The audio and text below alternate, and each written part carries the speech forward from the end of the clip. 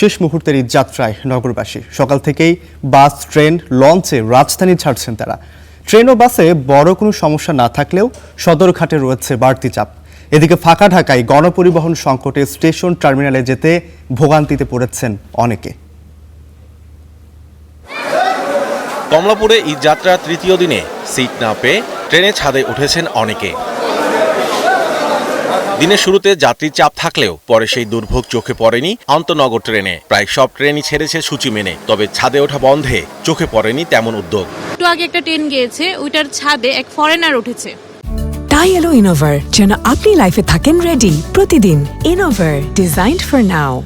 এটাকে সাপোর্ট করা হচ্ছে, আমি বুঝি না এটাকে কেন সাপোর্ট করা হচ্ছে। টাইমটা অনেক বেশি হয়ে গেছে, আসলে 7:45 ছাড়ার কথা, এখনো 8টা সাড়ে 8টার উপরে বাজে, কিন্তু এখনো ছাড়ে নাই। এখন পর্যন্ত সকাল থেকে আমাদের যে ট্রেনগুলো ছেড়ে গিয়েছে তার মধ্যে 3টা ট্রেন আমি উল্লেখযোগ্য বিলম্ব বলবো, আর বাকিগুলো মোটামুটি অন টাইমে ছেড়ে যায়।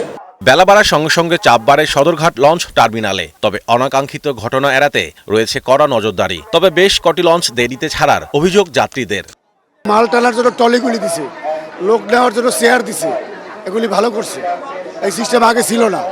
এখন ভালো, আগে তাই আছে না, এখন তো ভালো হয়েছে।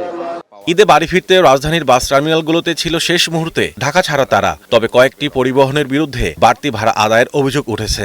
ঈদের আগে রিদ ছাড়া তো 900 টাকা পর্যন্ত নেয়, এখন রিদের বাজার একটু বেশি তো নেবে, লোকজন বেশি, 1500 টাকা যাচ্ছে। এই সমস্ত ব্যাপারে অভিযোগ আমাদের কাছে আসলে আমরা সাধারণত অভিযোগ এখানকার যে টার্মিনালে যে সমস্ত লোকজন আছে তাদের কাছে আমরা পাঠিয়ে দিচ্ছি, তারা ব্যবস্থা নিচ্ছে। এদিকে রাজধানী ছাড়তে খুব বেশি সংকট না হলেও ঢাকা টাঙ্গাইল মহাসড়কের চন্দ্রায় দেখা দিয়েছে তীব্র যানজট। এতে দুর্ভোগে পড়েন ঘরমুখী মানুষ।